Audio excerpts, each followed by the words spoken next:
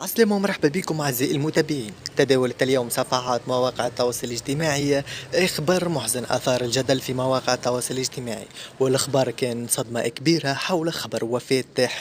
حلمي الشاب اللي حضر في برنامج صفي قلبك، واللي أثارت قصته تعاطف كبير مع جميع التونسيين، وأثار بها زاد جدل كبير. وكما ورد سابقا أن حلمي تعرض لحادثة في السجن حسب قوله، ولم يعد قادرا على المشي.